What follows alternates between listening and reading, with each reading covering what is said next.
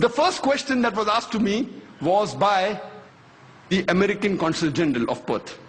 And the first question he asked me, Dr. Naik, do you consider Osama bin Laden to be a terrorist? And I told him, as far as Osama bin Laden is concerned, I don't know. I haven't met him. I haven't interrogated him. He is neither my friend, neither is my enemy. I cannot give the answer based on the news reports of BBC and CNN. If you want the answer based on BBC and CNN, you have no option but to say he's a terrorist. But the Quran says in Surah Hujurat, chapter number 49, verse number 6, that whenever you get information, check it up before you pass it on to the second person. Osama bin Laden is concerned, I cannot say whether he's a terrorist or not. He's neither my friend, neither my enemy. I haven't integrated him. But what I can say very well, that we have got established proof, very well, from the same media controlled by them, from CNN, from BBC, we know that thousands of innocent Afghans have been killed in Afghanistan. Thousands of Iraqis have been killed in Iraq. Even if we agree, 9/11, they say, was done by Osama bin Laden. No proof, hypothetical. When the Afghanistan government wants proof, George Bush gives it to Tony Blair. He gives it to Musharraf. And normally, even if we agree, for sake of argument, Osama bin Laden did it, for sake of argument. But does it justify in killing thousands of innocent people?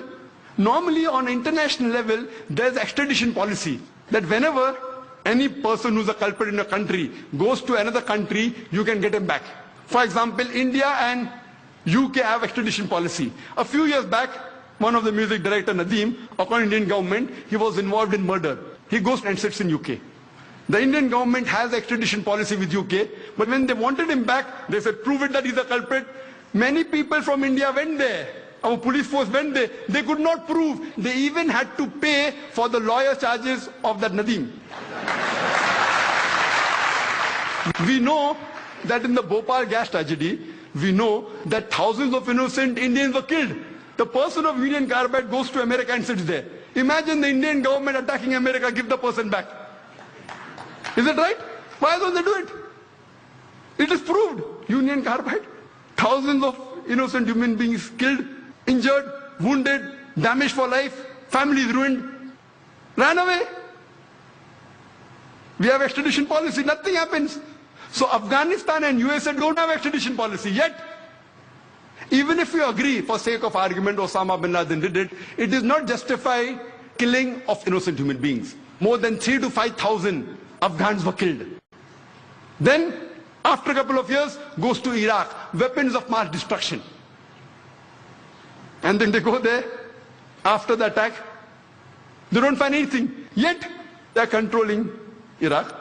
What is the cause? What is the reason? And people in Iraq are more troubled. They were troubled with Saddam Hussein. He was not a good Muslim. He was not a practicing Muslim. I'm not in favor of Saddam Hussein. But the trouble they're facing after America has come to Iraq is multiple times more. More people are being robbed. More people are being raped.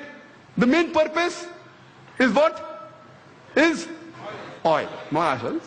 It's an open secret.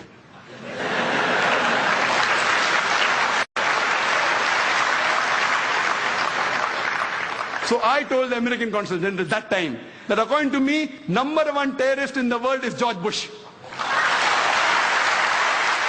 And I'm a person who keeps on speaking very often.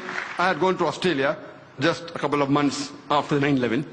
It comes as headlines in the newspaper at that time, December 2001. Dr. Zakir Naik calls himself a fundamentalist and says George Bush is terrorist #1. I did not know of any speaker on a public level, I don't know, maybe, who has condemned George Bush as terrorist #1. Today, it is very common. I can name 100 top personalities. And we know that our Honorable Justice Hosbit, I didn't know that even he considered, rightly he's an honest judge, and I agree with that. I don't know when is the first time he said, I don't want to compete with him, he's more senior to me. I don't know when is the first time he said that. But now when we read records, we come to know that the president of Venezuela, Hugo Chavez, he said that the biggest terrorist in the world is George Bush. The president-elect of Bolivia, Evo Morales, he said that George Bush is a terrorist. The famous singer and activist of America, Harry Belafonte, he said the biggest terrorist in the world is George Bush. In UK by the name of George Galloway He said the biggest terrorist in the world is George Bush. And he said that the blood that is there on the hands of George Bush and Tony Blair is much more than the bombers who have done bombing in London. And when you have asked, he said, it will be justified.